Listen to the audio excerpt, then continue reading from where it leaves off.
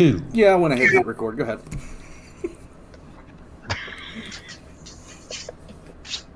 Very funny. All right. Good evening, ladies, gentlemen, and any eldritch abominations that may or may not be living in my walls.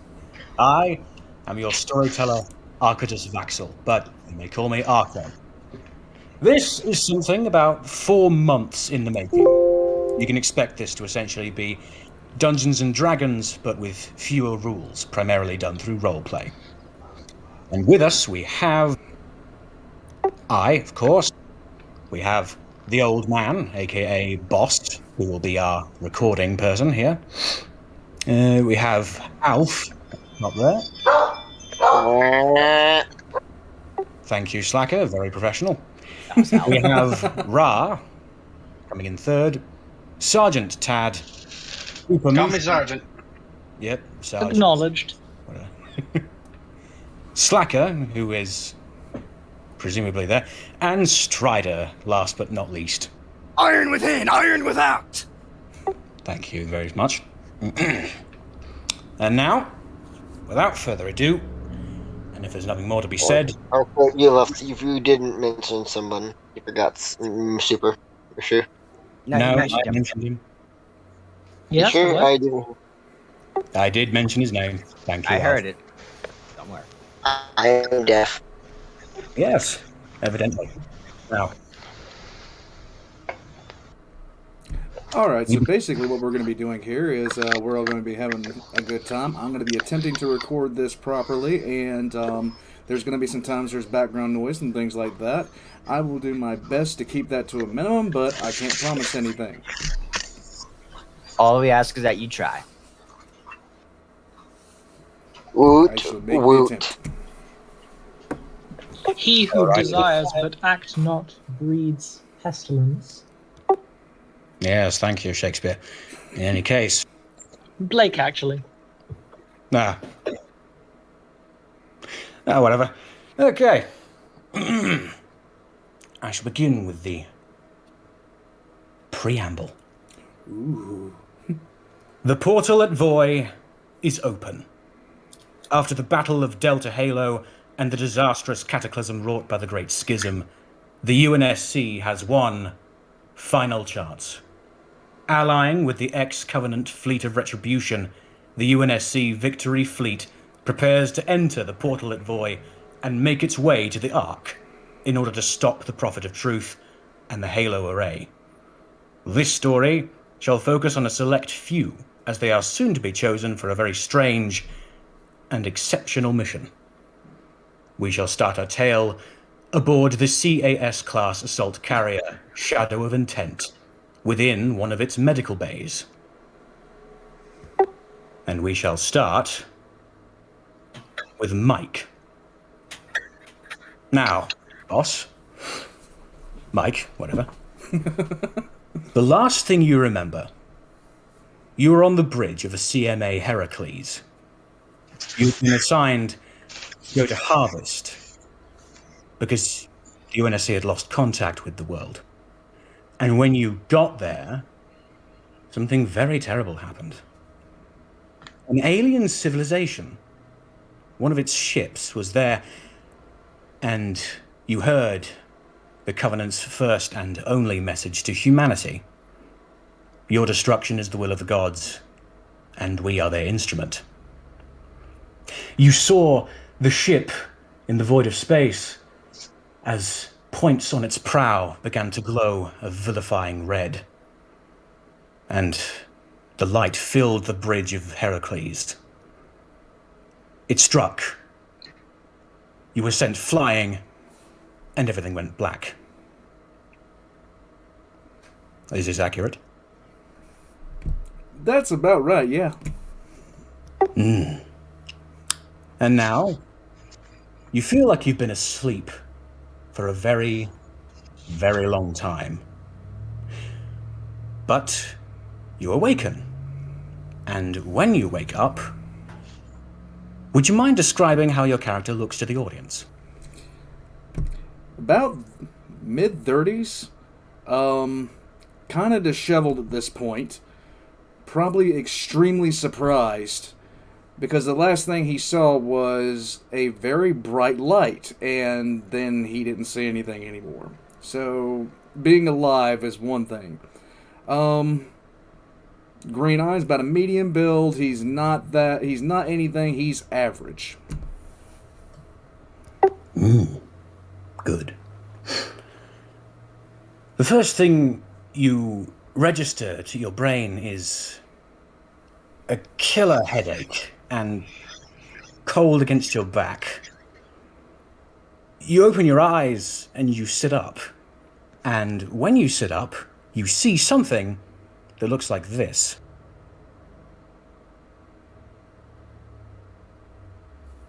It has to be the strangest room you have ever seen in your life.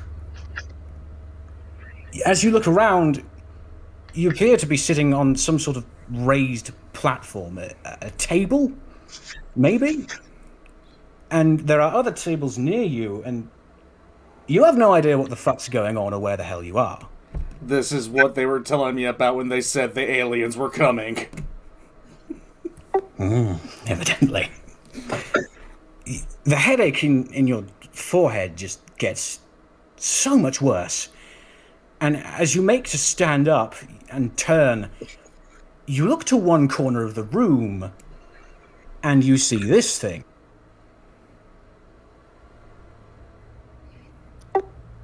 That is about the size of your torso. Is there anything close by me? Like Not in throwing particular. range? Not in particular, no. Am I You on a appear- table? Yes. Okay, I'm off the fucking table right now. All right. Stand up. Moving the fuck away from the testicle with a dick. I don't understand what the fuck I'm looking at, but that is bizarre. That belongs at the bottom of a... I'm actually saying this aloud. That belongs at the bottom of the fucking ocean, being studied by James fucking... What the fuck his name is from the 20th fucking century. What the fuck are you?! It floats towards you and begins making a high-pitched whistling noise, which makes your headache so much worse. I do not speak ballsack!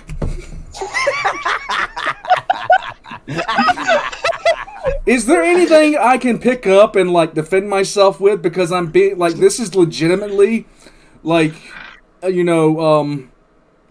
my guys from, like, no, like, this, we don't die like this. This doesn't happen, no, fuck no. You don't seem to see anything near you at all. You're just in your fatigues, and there's a table next to you. Can I move the table? You try to, and it doesn't budge. It's Fuck. welded to the floor. Oh, god damn it. The thing gets closer to you, and it starts waving its tentacles in some sort of pattern that you... I've seen too many old Hollivers to know how this goes! Fuck off! Upon yelling that, you hear loud footsteps vibrate through the floor, and a whooshing sound and a whirring, a mechanical sort of clicking. You look to your left, and in comes what can only be described as a monster. It is a 8-foot-tall, giant alligator man in bright red armor. And upon seeing you, it looks at you and says, "Strozen, Draknya." What the fucking shit? What did I smoke? Am I in hell? Is this hell? I'm being approached by a dick ball sack and whatever the fuck you are, Mecha Gator. What the fuck is this shit? Is there anything in this fucking room? Fire extinguishers, dirty laundry. I don't give a fuck. I'm trying to put myself between that and the floating testicle with teeth. I don't give a fuck. At this point, Mike, you are in a cold sweat. Your migraine is fucking awful. And the alligator man sort of squints at you looks out the door and shouts, "Jizaon, Girakna!" Correct now, I know Kung Fu, motherfucker! The tentacle monster Whoa. floats towards you again and comes very close. Like, I'm putting up the dukes at this point. It's like, Yes. I'm not going out like this. I will uppercut you right in your fucking scrotum of a head, you son of a bitch. Get the fuck back. At this point, your vision is beginning to blur, and as you put your hands up, you feel suddenly weak, and then you fall over and pass out. I've seen too many hentais like this. We made the right decision bringing Moss. Yeah. Quite. And now, some hours later, you're not sure how much time, you wake up again. And when you do, you're on that same table you woke up on to begin with. Your headache is gone, thankfully, and your throat is painfully dry, but you feel fine, and there's no floating tentacle monster, and no alligator person. Am I in, like, the room looks the exact same? Pretty much, yeah. Alright, I'm pretty sure that was a weapon they shot at me, not a hallucinogen. What the fuck was that? Well, as you sit up and look around, you notice a person. A human woman standing next to your table. Holy shit. Hi. And she looks a bit like this. She sort of looks at you in surprise and says, "Oh, you're awake." Yeah, did you guys give me, like, some really extreme levels of fucking drugs? No, unfortunately not. Alright, because, like, I don't know what happened. I think I might have hit my head when that ship shot at me. But, never mind, I'm not going to tell you what I was seeing. Never mind, I don't need to go into that. She has a data pad in her hand. She sort of fiddles with it uncomfortably. She seems about medium build, slightly tall, and she appears a bit nervous as she asks you, "Do you know what your name is?" Yeah, Warrant-Officer Mike Hawes. Right. Yeah. I am Lance Corporal Rachel Grange. Do you know what year it is by any chance? 25, 20... Yeah, 25. 25. Okay, now you're making me nervous. What the hell? She cringes very, very visibly and begins tapping furiously on her datapad as she appears to be writing down what's occurring here. Okay, seriously? Alright, look, how long has it been? Like, legit, I have, like, legit only 3 years left on my mortgage back home. She tries to smile, but it comes across as a gigantic grimace as he says, it's the year 2552. You fucking what? Yeah, according to this data slate, you've been asleep for 27 years.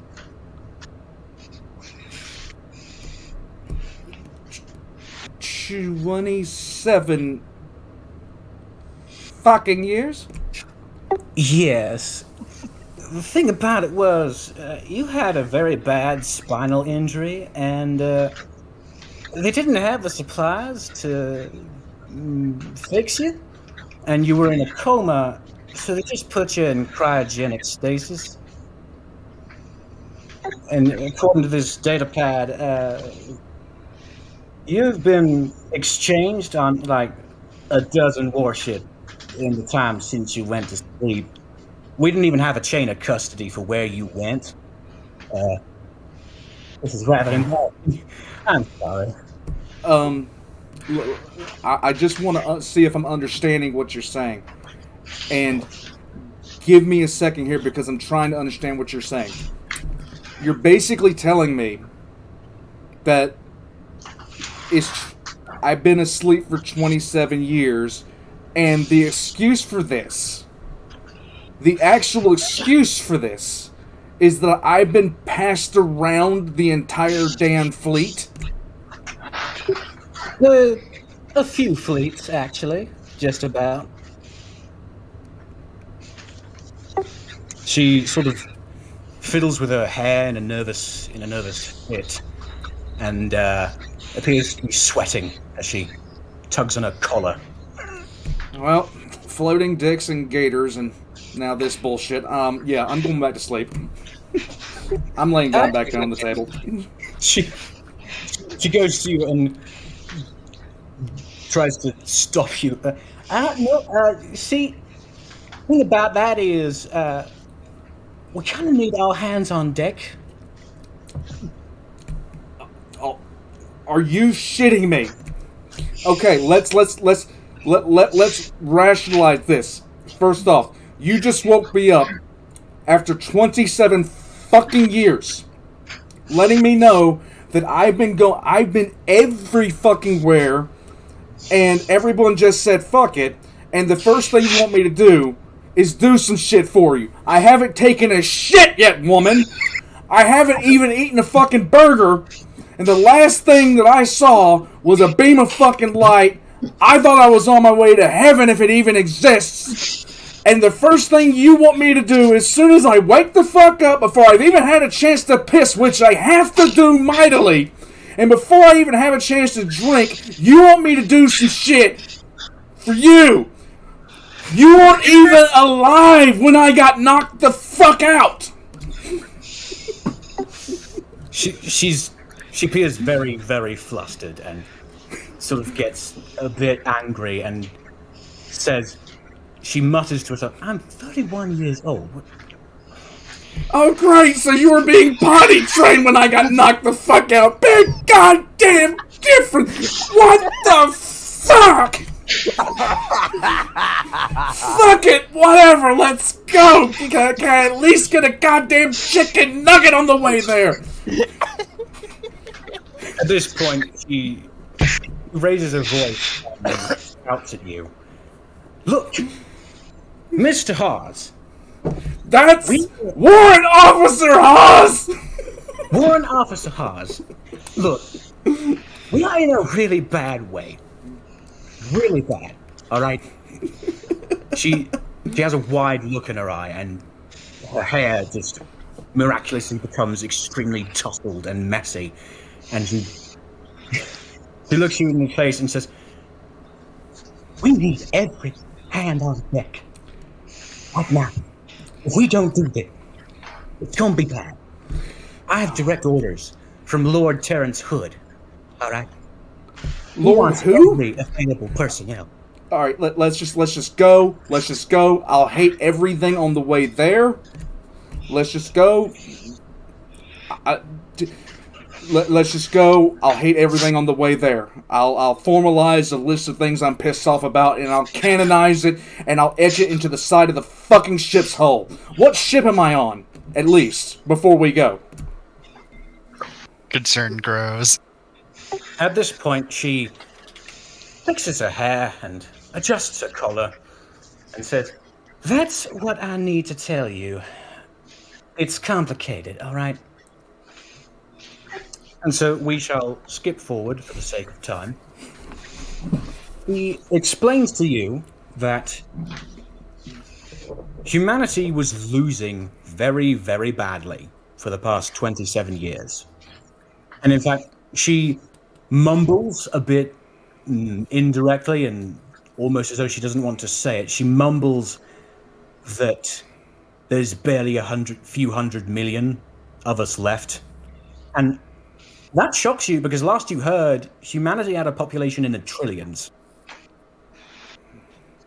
And she eventually gets round to explaining that the war against the aliens, the Covenant, as you're now being told they're called, it was going incredibly badly, and humanity was on the very brink of losing until a civil war happened amongst the aliens. And so now, what's left of the human fleet is allying with one side of the Covenant, the separatists, quote unquote, to defeat the other side. It says that you were on the UNSC Forward Unto Dawn when the people aboard the ship you're on now, which she refers to as the Shadow of Intent, offered to lend the services of a quote-unquote engineer who could heal almost any injury. And so that apparently made the people on the Forward Unto Dawn do a head count and realized that you were there. So they brought you out of cryo and had you brought onto the Shadow of Intent to have your coma fixed.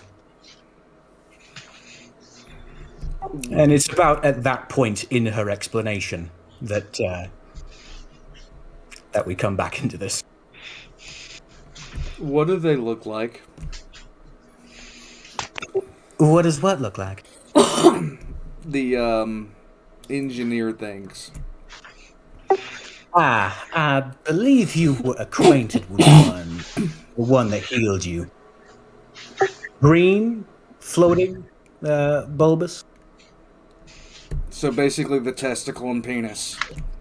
She blinks. She blinks at that. Says, yes, the testicle and penis. Okay, I essentially just called the people that took care of me dicks. Yeah. A lot of shit's changed! She rubs her forehead as she then says, well, this is all very naturally completely last minute and ad hoc, so you might say. So you're being put into a new fire team, and you're being left on this ship here for a mission. I wasn't told what it was. I wasn't told what it might be. I just have orders from Lord Terrence Hood, and I'm trying to do my job here. No hard feelings. No hard feelings. Not at all. You weren't the one that fucked up. Yeah. I think half the fleet at that point fucked up, but they weren't you. Oh my god. Is there any way I can look up the status of my family? She gets a very stiff look on her face and looks on the third face. Let's see here. You do have surviving family members. Your sister, Bridget. And no one else. Okay. It says here that your mother died of a heart attack 2 years ago in 2550. Your uncle had a stroke in 2547 while he was driving a car and died in the accident. And your eldest sister, Angela, happened to be in Cleveland, Ohio, when the Covenant went there during the Battle for Earth, and she was killed when a building collapsed on top of her. Okay, I need a minute. I understand. She sort of turns away guiltily and focuses on her data pad. Does anyone know I'm alive? Well, You were declared killed in action aboard the Heracles, so no. Okay, I'm gonna go find a window now, and I'm gonna stare out of it, like, for a very long time. She sort of gets a perplexed look on her face and nods and says, Okay. That's good anyway, because my orders were to bring you to the hangar bay of the ship, so you could await the arrival of your new fire team. Glorious. So you could look out in space from there, I guess. She fiddles with her hair some more and pinches the bridge of her nose. And just as she finishes speaking, a whistling sound can be heard from behind the door. And the door opens, splitting in half, upwards and down, as the same testicle monster floats in. And it makes the whistling noise and approaches you very swiftly. Resist urge to put up dukes. Resist urge to put up dukes. Resist urge to uppercut penis monster. Nice. There's a lot of noise in the background right now. 1 second. All good? Oh, this is fucking All right. great so All far. right, let's go. Glorious. Very Captain America. I approve. All right. Ready to go? Does it have 6 eyes? Am I seeing that right? 3 eyes on each side of its head, yes. At least it's not a one-eyed monster. So the thing approaches you and appears to just look at you very closely. It's about the size of your torso, and it smells just god-awful, like fermented mushroom. Great, it smells like unwashed nutsack. What a surprise. And as it's doing that, you hear a thudding set of feet. Or is it 2 feet or 4 feet? You're not sure. As coming down the hall, racing in, is a goblin? It's, you don't get a good look at it as it suddenly scrambles into the room on all fours, trips, up on the floor, and thuds against the far wall as it runs in. It scrambles up to its feet, and it says to both to you and Rachel, sorry, humans. The floaty one was worried about the frozen guy. He feels bad for scaring him. As you look upon the creature that says this, it appears to be a mix between, like, a monkey and a crab, but it's the same size as you.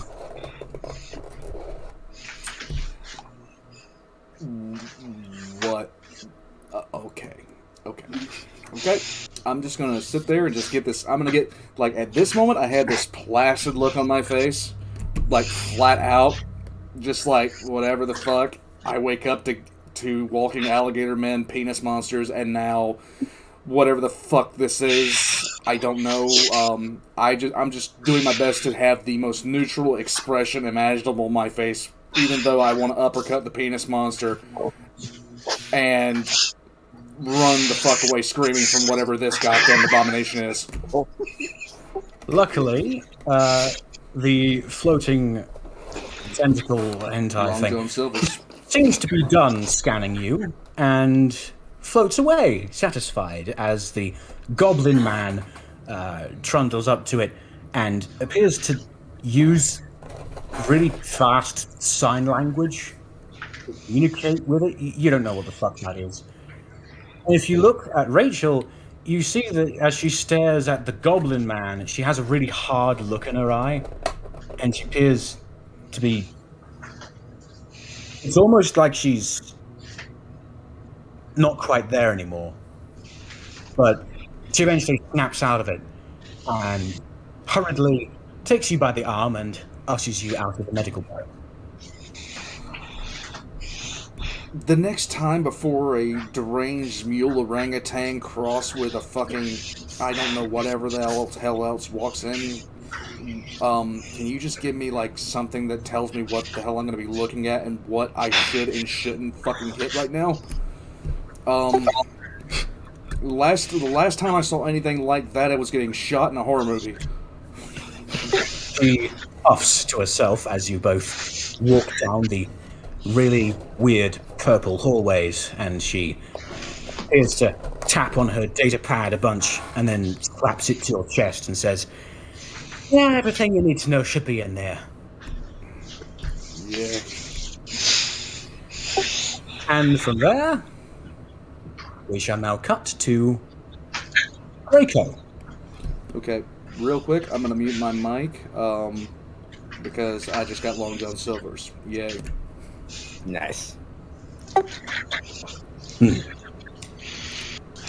Ra, Present. would you mind describing to the audience how Rako looks?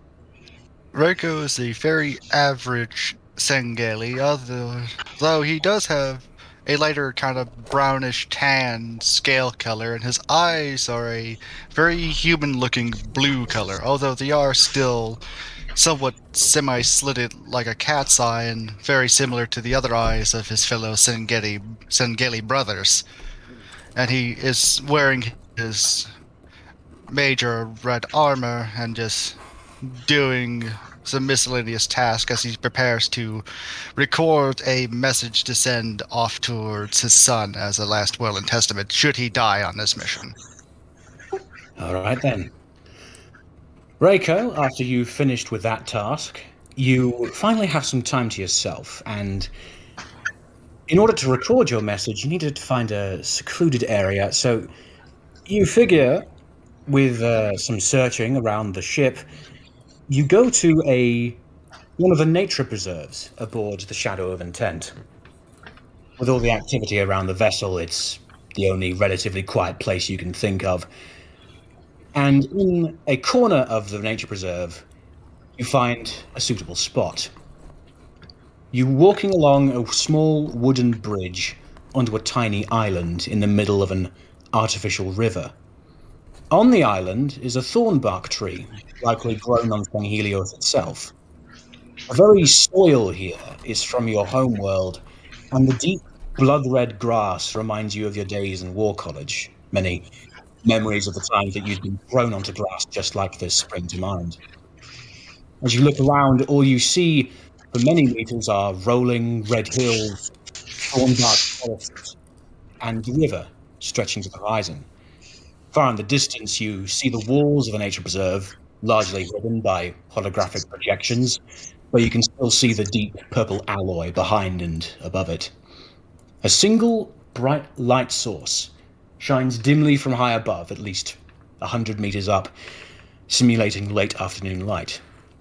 You come to the center of this tiny island in the middle of the river, and you sit down under the spiral-shaped branches of the thornbark tree. You take out this device.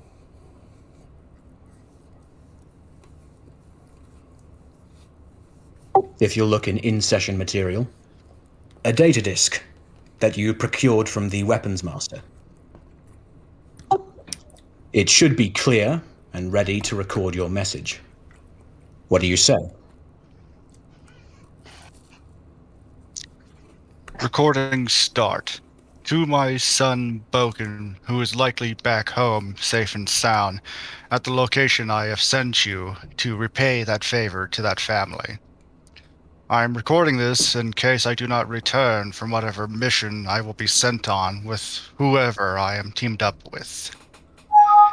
These following words shall be my last will and testament to you, and I want you to fulfill them to the best of your abilities. Following my death, if my body is not recovered, I want you to simply build me a small shrine back at the clan house, if you can return to it safely. If not, the island you are on should be more than sufficient and safe enough to do so. Secondly, I want you to keep your dang hands off the females of that island. They are there for safety, not for you to horn after. I give you a hard time because I want you to be a better man than I am. Better Sangheili, a better warrior, a better everything. I tend to ramble. Regardless, you are to do everything you can to keep her and her family safe, until either I return or this disc is handed to you. And you will continue to do work, and work with the humans. It might be surprising to hear that, but many things will be explained to you, I'm sure, once this is all over. May you find a good path to follow. Rako Valcam, signing off. As you tap a button on the data disk and end the recording, you sit on the grass and think to yourself of all that's occurred. But then, coincidentally, you receive a message on your heads-up display. It's a hail from your superior. Text glyphs slide across the top edge of your vision, and they read, quote, "Report to aft port quadrant of hangar bay. Human demi-lance arriving aboard the ship, expecting an assignment once the retribution begins. You will keep an eye on them and be their liaison. This order comes from the mandibles of Fleet Master Vidai." And that's where the statement ends.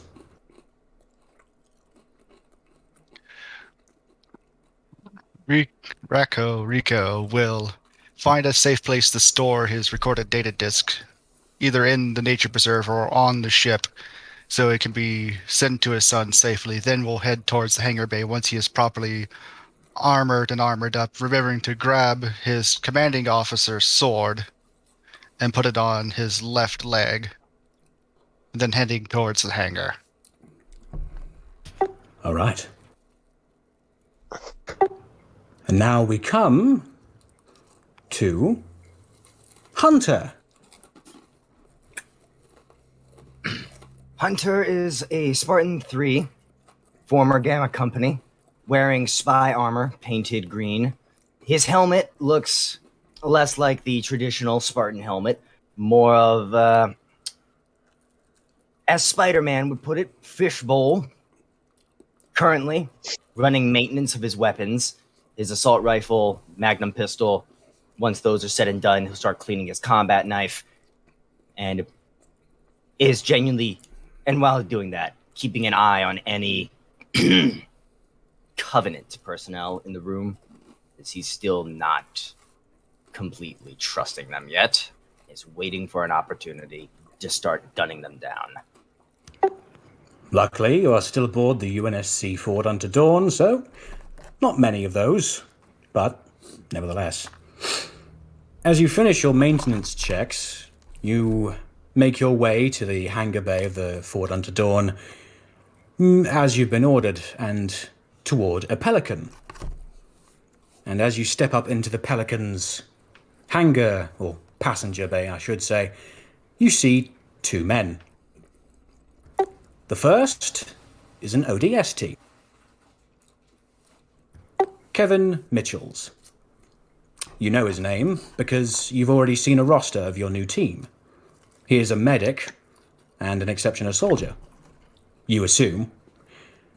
And the other man in the passenger bay of this Pelican is this person.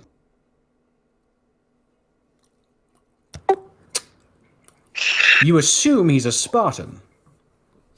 That can only be a Spartan, really, because he's more than a head taller than you and likely a few 100 pounds heavier, which, honestly, sounds about right. You think you've seen this person before, and you know that his name is Alf 119. Gives a salute to Alf and nods at the ODST as a greeting. This is your new fire team. Your current assignment is to board the Shadow of Intent and meet up with your fourth member. As the Pelican's passenger bay door closes, whirring shut, and you feel the Pelican lift off, shaking all the while, what do you do and/or say? He's currently Hunter will be standing, most likely holding onto a bar.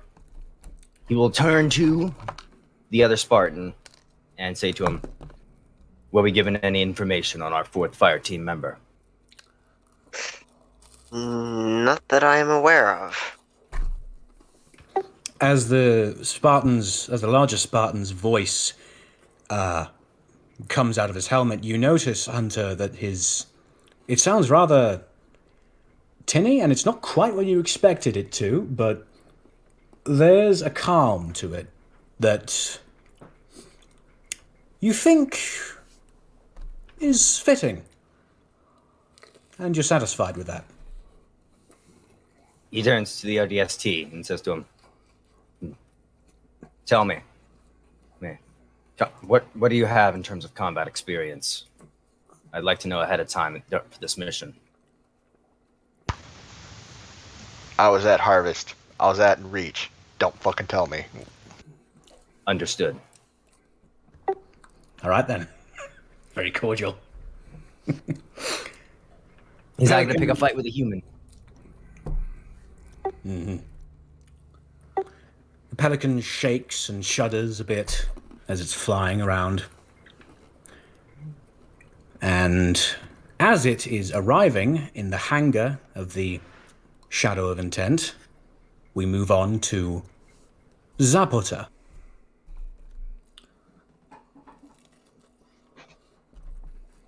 You are asleep. Kind of. All is dark, yet the ghosts of sight weakly touch your dormant mind. All is silent, yet the distant humming of a ship creeps in on your consciousness. All is empty and distant. You feel nothing, and yet at the same time you feel much, but disconnected, far away. You've been resting for about an hour now, but now you hear a sound. You hear it and don't hear it at the same time. It triggers an instinctual impulse. You don't quite think anything along the lines of, "I should wake up," but rather, it is as though 1,000 tiny voices of yours from elsewhere are thinking that. One by one, the Mgalekgolo worms comprising you slither and coil, converging together and crawling toward the pile of haphazardly arranged armor on the floor. They crawl into the crevices of your dull gold armor, sliding into one form. And as time goes on, 10 seconds later, your true form shudders and tugs itself upward as though yanked up by a pair of strings and onto its two quote-unquote feet. It is as the worms in your helmet activate the pair of photo lenses that you use to see that you fully awaken once more. And if you would like to describe your character to the audience. I am around 14 feet tall. I am gold armored, which is the armor of a major hunter. And I have a red gash going across the right side of my helmet. I get up and head toward the door to my room. Just before that, though, you find yourself, again, in the meditation sphere that you had gone to sleep in. But something feels off. You look down, and at your feet is a yet-to-be-consumed chunk of rock that you had planned to eat before sleeping. It was a rock that you had grabbed while fighting the flood infestation on Earth, human's homeworld. And nearby to that rock is a Mgalekgolo worm, shriveled and dead. At the sight of it, you reflexively flex all of your quote-unquote limbs, and you find that your upper left dorsal spine is missing, and that the armor it once inhabited is still on the floor behind you. You are at first surprised at this, But then you remember that it was only a matter of time before your bondworms finally perished. You just hadn't expected them to do so in only a few months after, well, you know. I simply look at the spine and rumble. Very sad. I go over to it, grab it, and simply put it off to a corner somewhere. I have much to do today, and I can take another time to think upon what happened to my brother. I gotta move. I gotta go. Indeed. Come here. You hear the sound again. The sound Damn. that had woken you up initially. You hear it chime again. It's the door to the meditation sphere, chiming as you've left it locked. You turn, walk over to it, and unlock it. And what you find behind the door is a nonplussed Sangheili in red armor. He seems surprised at you as you just randomly opened the door as he was about to press the door chime again. And he flusteringly says to you, The Shadow of Intent will be entering the portal in under an hour, and the Arbiter wishes for all to be prepared for anything once the vessel exits transit. I come. The Sangheili, his upper mandibles twitch outward, and you're not quite sure what that means, but he blinks at you and nods, and then about faces and walks away down the hall. Interesting, them. Better get to Arbiter. Righto. As you And I set just off down the start hall, thinking, yep. As you set off down the hall, we move on finally to Arsharam. You, sir, find yourself in a cell in the brig. You are meditating. Would you like to describe to the audience what your character looks like? Were someone to gaze upon Asheram's form, they would see an aging San'Shyuum, though exuding vitality far beyond what most of his species' crippled musculature would ever achieve. Unfortunately, none could ever do so, for he is perennially clothed in the holy combat skin bequeathed upon him by his status as a San'Shyuum Prelate. He sits now in the cell and meditates upon all he has learned and all he has failed to learn.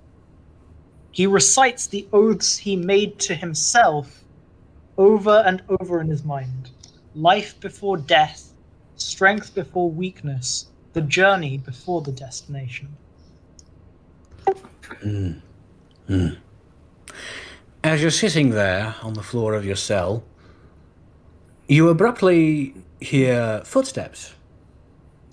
Keeping in mind, you hadn't heard much of anything for the past day and a half.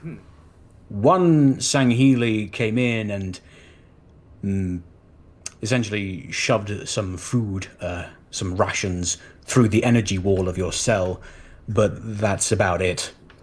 And he didn't say a word to you, but now you hear footsteps approaching. From one side, in comes a Sangheili in gold armor. You're not sure what the pattern is, but it appears to be standard design pattern, although the gold color would indicate high rank. Although that's not the oddest thing about this Sangheili. You notice his scales are, where they are visible, very, very pale. Almost white, but not quite white. And his eyes are a blazing orange. This Sangheili trudges over and stands in front of the energy wall of your cell, staring at you. You aren't sure what the look on his face is supposed to convey, and by his complexion, you would guess that he has some form of leucistic mutation. You're not sure, though. Your time in the Ministry of Preparation was relatively short, all things considered.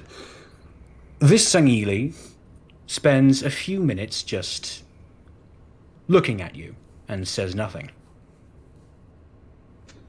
After a period of a few minutes have run past, without moving, Arsharam finally speaks. Time may be an illusion, brother, but it seems to be an illusion you are waiting to run out of. Tell me, what is on your mind? The Sangheili doesn't appear to react, and simply spends another few minutes studying you. You begin to curse the fact that you hadn't gone to much effort to understand Sangheili body language, as he remains relatively implacable. And as you are sitting there waiting for him to speak, abruptly and without warning, he suddenly does, and he says, "Where were you when High Charity fell?"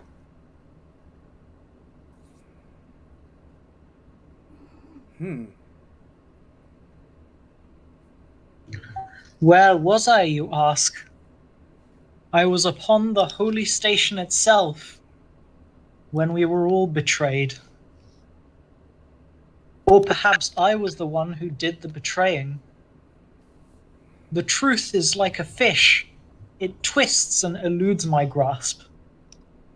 As to my physical location, I was resting in the gardens, in one of my rare moments of peace between assignments. His upper mandibles splay outward and his lower ones sort of jut downward to point at the floor. And again, you aren't sure what this expression means, but he appears to squint at you. And after another 40 seconds of considering your response, he then asks, "Why didn't you resist when a squad of the Sovereign Shadow captured you? They had you dead to rights, but you did nothing." This time Arsharam stands and repeats the same lesson he has been trying to internalize all this time. Life before death, strength before weakness, journey before destination. My time is not yet complete. Why would I hasten the end? At this, you manage to make his head tilt to one side, just by a few degrees, although his expression doesn't quite change. His clawed hands flex at his sides, and you feel a chill run up your back, which is the first time in a while that that's happened, but you are nonplussed at the news that you are apparently still able to feel such impulses. Yet another step upon the path to enlightenment. A weakness is a great thing, for it shows there is still improvement to be done. The Sangheili, whom you would assume is of at least field commander rank, he considers your answers a bit more, and then he asks,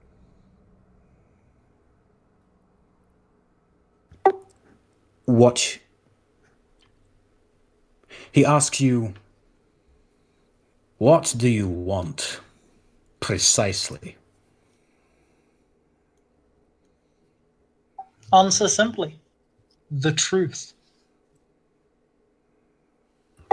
At that, the chill you felt before disappears, and His mandibles go back to their natural resting position, and you feel like you passed some sort of test, but you're not quite sure what the test was. The Sangheili crosses his arms, almost casually, and says to you, I was ordered by the honored arbiter to come here and determine the threat you pose to the fleet of retribution, and whether you should be released. The fleet, as it is, will be going through a slip-space portal to the fabled Ark. There, we plan to stop the liar Truth from activating the Halo array.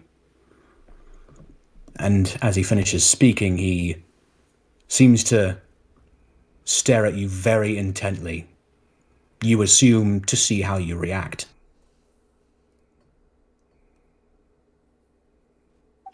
So the mighty Ring Forger has been found at last. This is a great accomplishment for all in the galaxy. I would be honored to come with you. As for the rogue prophet, I only hope we may redeem him and move him back onto the path of righteousness.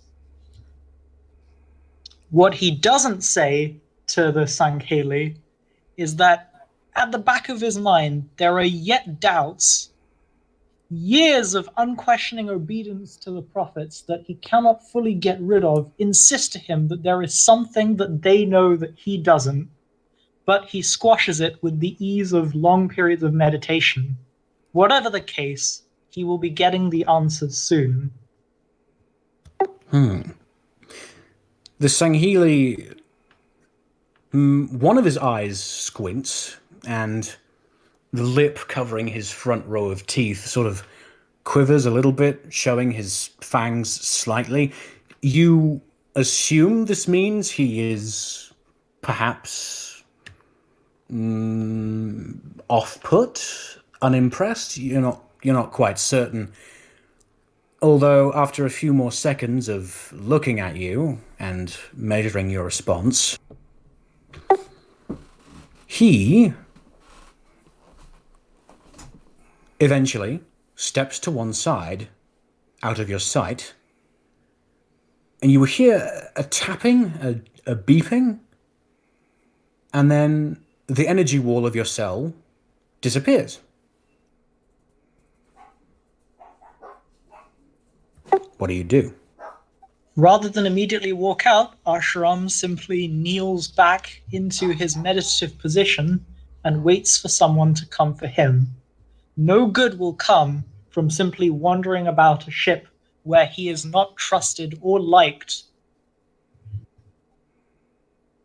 A few seconds pass, and you surmise that the Sangheili expected you to walk out, but he eventually walks around to the front of your cell again, holding a plasma rifle. A red plasma rifle. Your plasma rifle. And he says to you, others on the ship will not treat you kindly, but I shall see to it that a signal is given to assure everyone that you are no threat to them. For the time being, at least. He sort of squints at you again, and he looks down at the plasma rifle in his hands, and his mandibles flex as though in contemplation, agitation. Once again, you're not quite certain. He seems to huff and chucks your plasma rifle at you. You want my last taco? No, baby, I'm full. Okay, I'm full. Thankfully, a prelate's enhancements include the ability to have your weapon chucked at you and catching it with a minimum of dignity at least. Of course. Ashram maglocks it to his back and finally stands. My thanks, warrior. May we work together for the will of the gods.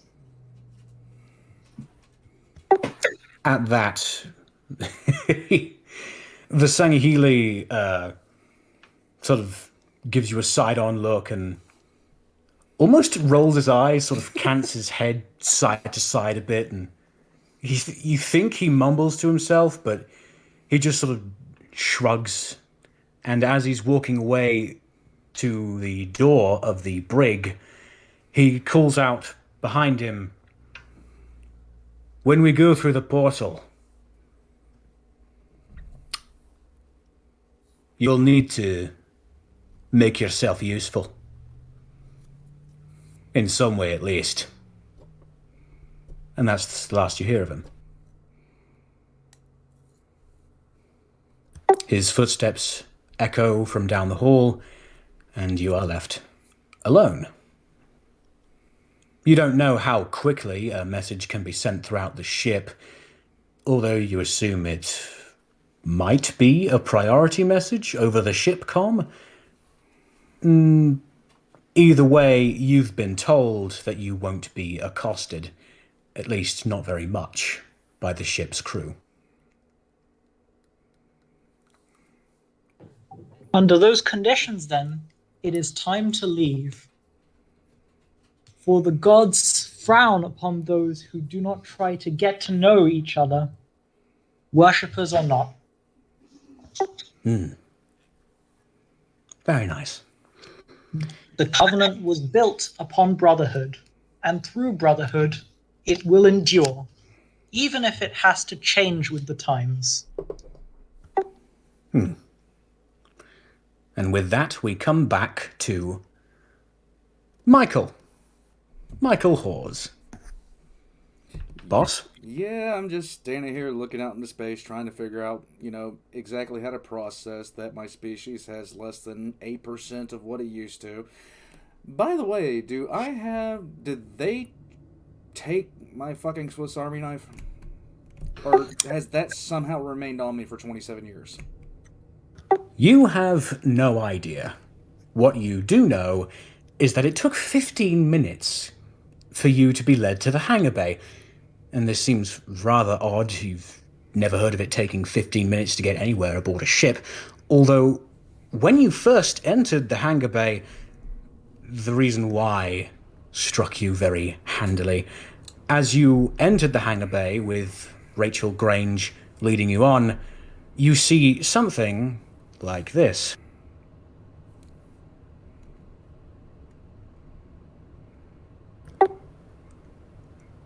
It has got to be the largest structure you have ever seen in your entire life. You've never even heard of a hangar bay being this big, of anything being this big. In fact, you're fairly certain that a fair few number of UNSC ships could fit inside this hangar bay. You can't even properly see the end of it. It's blurred almost. You would need binoculars to see what's going on at the other end of this hangar bay.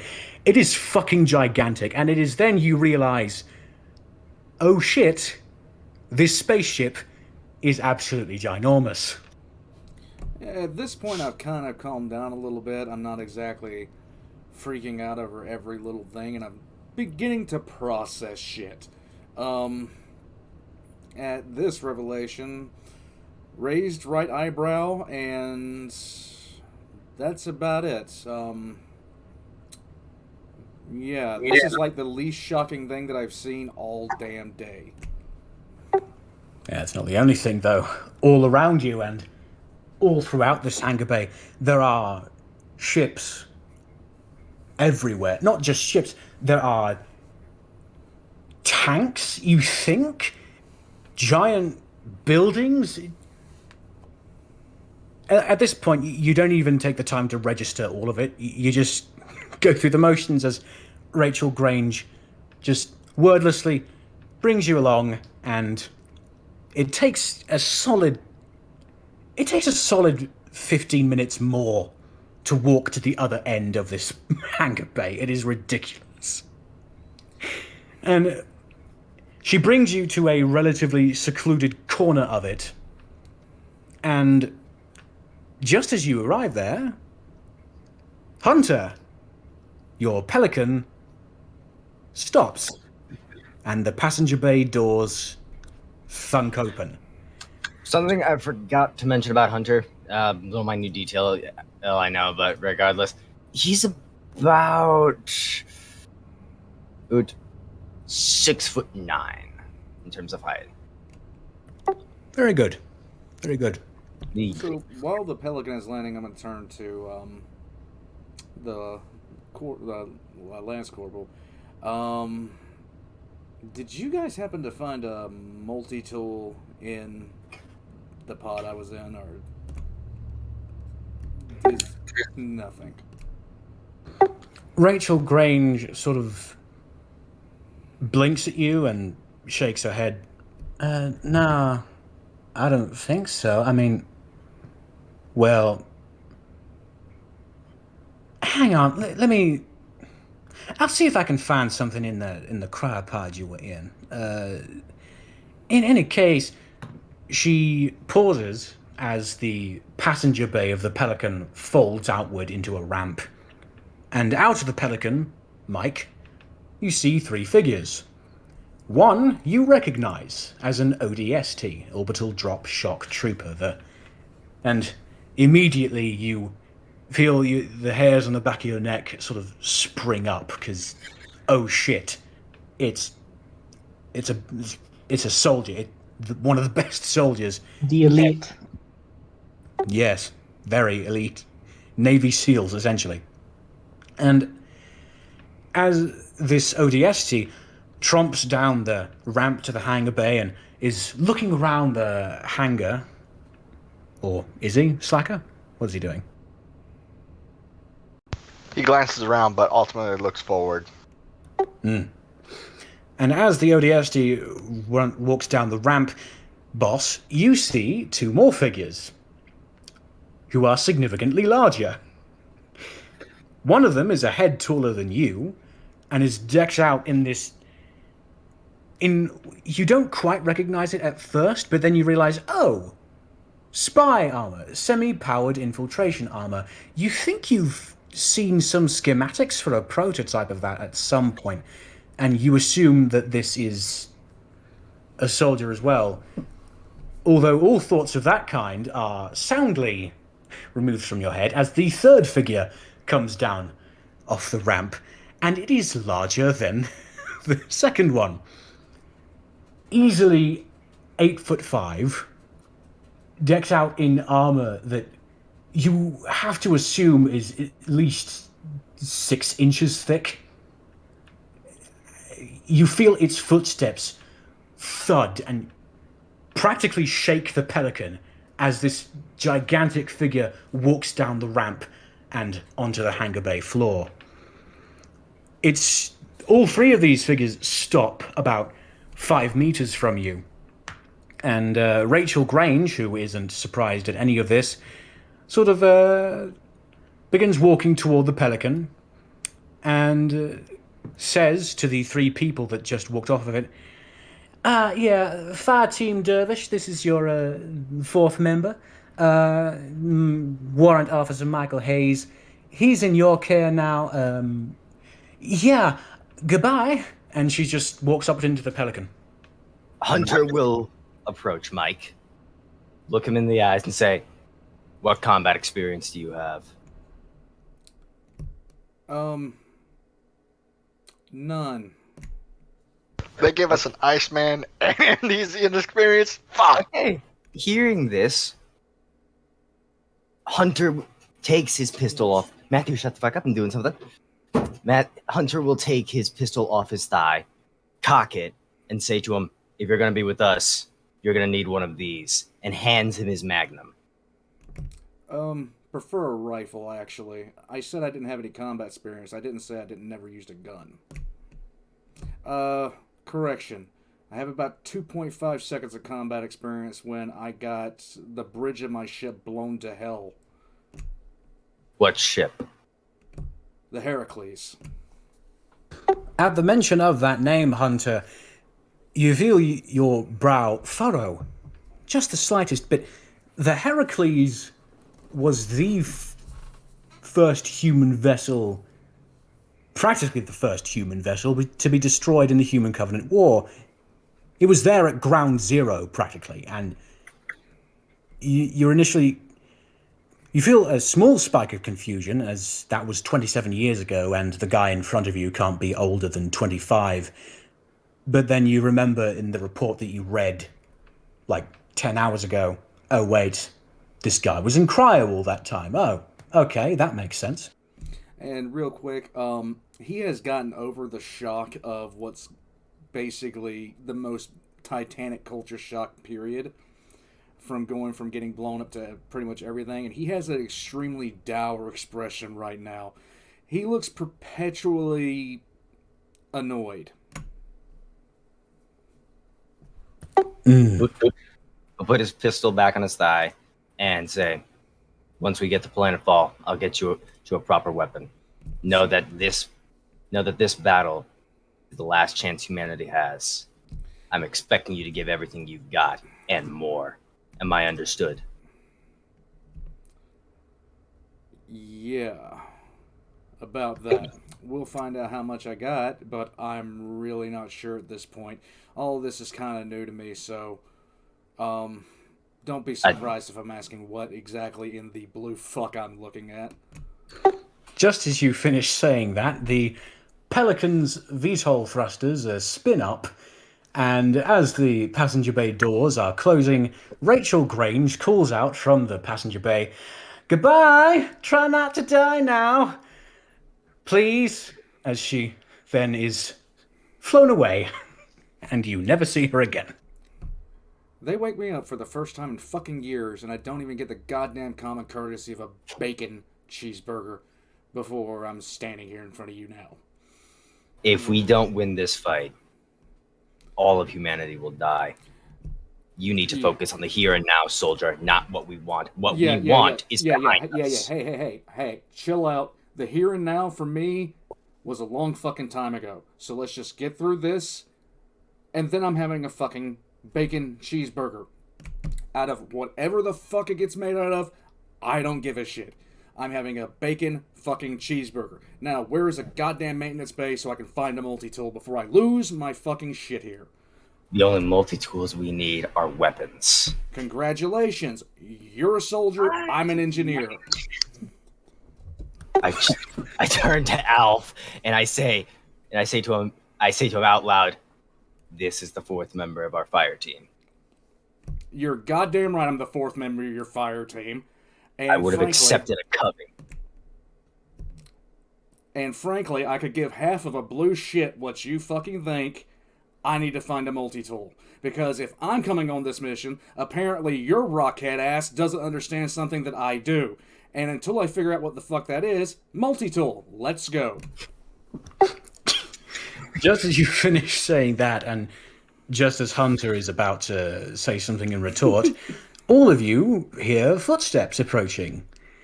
And you look and see Rako, the 8-foot-tall... Well, you know them as alligator men, Mike. And he tromps on over. Rako? Great. You said, what the fuck is that? Ah, you must be the mysterious person who was in recovery that I heard rumors of. And I can understand it. This just makes it strangely more uncomfortable. I take it you're with us. Yeah, Mike, you, as you look up at this person, you see 4 fanged mandibles, razor-sharp teeth, blue predatory eyes, and it has to be at least 400 pounds. It's like more than a head taller than you. It's fucking jacked, is the only way you can describe it, and the armor is It's very shiny, and yeah, Is the quite armor understandable. red? Yes. I think I've seen you before. Do all of y'all look alike? That is what I believe is known as slightly racist in your terms. I was busy elsewhere. I believe one of the other majors came to check on you while you were still in recovery. Oh, excuse me for asking a question about a thing I've never seen before. Do you have a multi-tool? There might be one somewhere. At the mention of that, Rako, you're not quite sure if there's such a thing. Covenant design patterns are very stratified, so you don't think you've ever heard the term multi-tool before. And as this is happening, Xapota, what are you doing right now?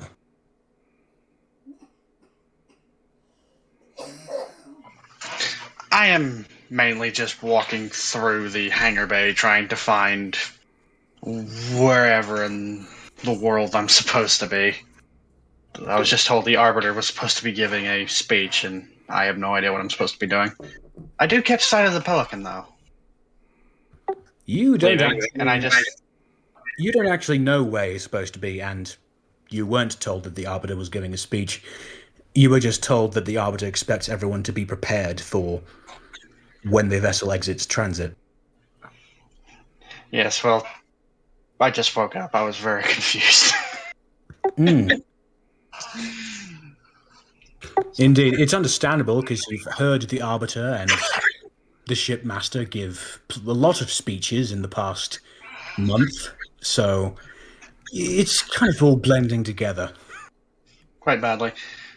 Although, I did catch sight of the Pelican, and I just kind of tilt my head a bit and go, well, if there was a Pelican here, there must have been something. I don't say any of this out loud, I'm just thinking it, so I'm just like, I'm just going to walk over there and see if there's anything interesting. Because I used to do that a lot, so. Ah, yes.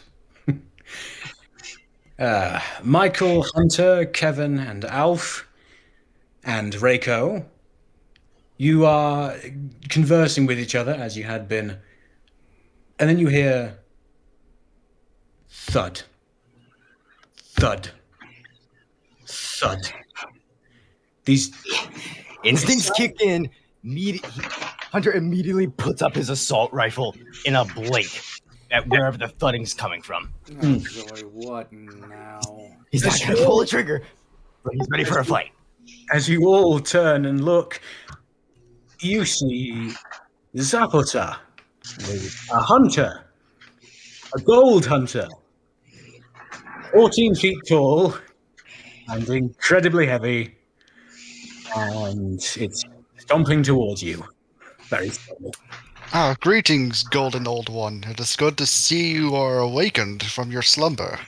Is this thing is with us? Rako, you don't know. Rako, you were just told to keep an eye on the humans and be their liaison to the rest of the ship. Yes. Now my mission makes sense. I'm the liaison between your forces, pointing at the humans, and then towards myself, and us. Me, that big friendly fellow of Mgalekgolo worms, and whoever else is coming on whatever mission we're about to depart on. Truly, a gathering of the ages. I'm looking through the data slate right now, trying to figure out what in the absolute fuck is that. You're scrolling through the data pad, and all the tabs are wrong. They're just, who the hell puts the internet the 15th down? And where's the dictionary? Where the hell is the Isn't it supposed to be a manual of arms? This is a UNSC data pad. Where the fuck is everything? You have. It's all fucked. It's going over the shoulder. Fuck it. Whatever. Let's go. Hunter is going to slowly lower his assault rifle, but keep a close eye on the pile of living tapeworms. Yes, I'd rather you not shoot at the big guy. I'm pretty sure even with your arms and armor, Spartan, you would lose that fight. Never doubt humanity. Split lip. Oh, good, that term again. As they start to, What can I as say? they all start to do It's a this, I tried just- and true. yeah, as they all start doing this, I rumble, just stop fighting. I'm gonna look at you, and he's just gonna point at you and just says, "And what in God's name are you? I've never encountered anything like you in my life." Yeah, when Xapota, the hunter, speaks, Mike, and Kevin, and all of you actually, you feel it vibrate through the floor. You do hear the voice, but you feel it come through your feet and shake your rib cage. Even from like 2 meters, 5 meters away, you feel it speaking more than you hear it speaking, and it's fucking annoying. Freaking out? It doesn't even seem to have a mouth. Well, I'm getting more and more convinced that this is something. This is interesting. I don't think I've ever heard a Mgalekgolo swarm speak before. Normally, I just hear them roar. Mgalekgolo, I don't even know what the hell you just said, but no. They're a colony It of is a worms shame. that act on a hive mind like thought process. The Noted. more of them that gather, the more smarter they become, and the more complex machinery they can operate. Noted. Does he have a multi-tool? You do not, Xapota. I just kind of, as if just tilt my head slightly, watching everyone, just not even saying anything now. Just, what in the hell have I been put up to? I still might have my weapon repair toolkit in my bunk room. I could try to retrieve that before we head off. And what does he look like? Who? Raw. Rako. Ra is the 8-foot-tall alligator person. In red armor. Kind of like stroking what would be his two bottom mandibles in thought. Okay. I think I could do something with that. While this is happening, Arsharam, where are you and what are you doing? I am heading to the flight deck because it is a venue where many come through on their various journeys through life. And Ashram was always admired simply watching people exist. One of his favorite pastimes upon high charity was to simply look out at the teeming masses of life and think to himself, yes, this is why I do what I do. So, of course, coming into the hangar expecting a harmonious flow and instead seeing the most motley gathering that goes beyond his wildest conception, he can't help but stop immediately at the entrance and try to drink in every detail. Ah, yes. You see a Sangheili, a Mgalekgolo, a Two human. demons. Yes, 2 demons and a human. 2 humans.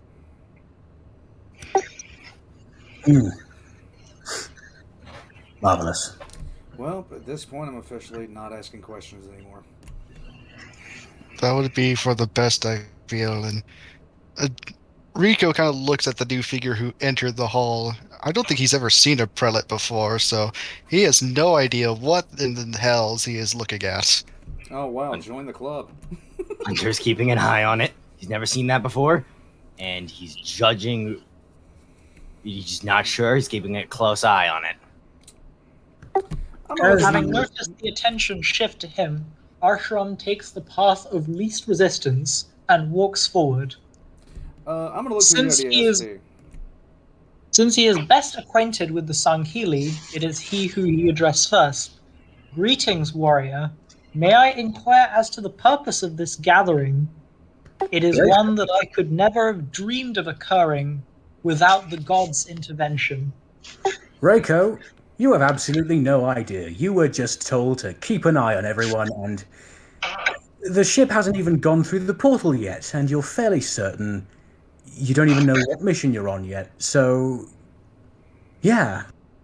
In brief, I believe part of my mission is to keep all 1, 2, 3, 4, 5, 6, about 7 of us from killing each other until we reach our destination. Make sure everyone is happy. And by the way, what in the name of the 10,000 hells of the torturous afterlife are you? You see, Merely he says a that, wanderer. it's fine. I say that, and I'm an Searching asshole. for the next step upon the great journey. In plain English words, not so flowery, Tin Man. Would Rako really say that in character? He's slightly annoyed at the flowery talk, and he immediately doesn't trust you because he has never seen a prelate before. You're not a Sangheili. You're nothing he's seen before. As far as he knows, you're a potential hostile and an unknown factor in this mission because he has not been debriefed about your existence. Plus, the humans are here and everyone's speaking English anyway, apparently. It's the universal language. I'm going to turn to the ODST real quick. So this is starting to look a little bit more like something I was actually worried about. You get used to it eventually. No, you're not paying attention. Look how many warriors we have around you, and then we have that and me. Whatever that is, I don't see it jumping up and doing, well, a lot of anything, although I don't know what the hell it is. Meanwhile, I'm the only one here that isn't a frontliner, it seems. So, yay. Don't worry, I'm just here to make sure you three, pointing to the Spartans and you, survive long enough to die peacefully. Yeah, thanks about that, but one issue. You guys are all soldiers. Why the hell am I here? I was actually part of the retrieval team for you. You were put We in all cryo bay. have a purpose in the plans of the divine. Okay. Worry not, human. All will become clear eventually. Wow, that's a floating self-help book. Sounds like a prophet to me. Can't trust a prophet farther than you can shoot one. Yeah. Mike, the person speaking of haikus apparently is like 9 feet tall, really skinny, lanky, and decked out in some weird armor. There's a lot of weird armor today. You don't know what you're looking at. I'm on a I'm on a weird ship. I woke up in a weird place. There was a weird thing and another weird thing, and then another weird thing showed up. And everything's been weird today. And the least weird fucking thing that's happened all damn day today is this. This hangar bay is the least weird thing that's happened today. So, with all that being said, I'd love to find a multi-tool because, right frankly, I don't feel right without one. What type of multi-tool is it? Ah, shit. Do you guys have any, I don't even know if it still exists in your time frame. You ever heard of some, real old, multi-tool called, I don't know, a Swiss Army knife? I think I've read about something like that. Yeah. Kevin pats his pouches and pulls out just a regular ass switch knife. Better than nothing. Do you mind? Hands it over. I will still retrieve my weapon toolkit. I have a feeling we may need it. I'm gonna start Try not to rolling. kill each other before I get back. No The guarantees. warrior's greatest weapon is patience. Oh, by the god, shut up. Where did they dig you up? Probably the corner of a motivational poster factory. Al-Sharam, you are nonplussed but entertained by this. It is good to see humans upon a field where we are not killing each other.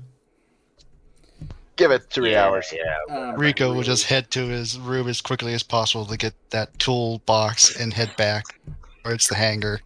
And at this moment, I realize that everything in front of me is Covenant that isn't human, and I realize that, yeah, wow, yeah. And on that note, we shall take a 15-minute break. Okay. Okay. Yay.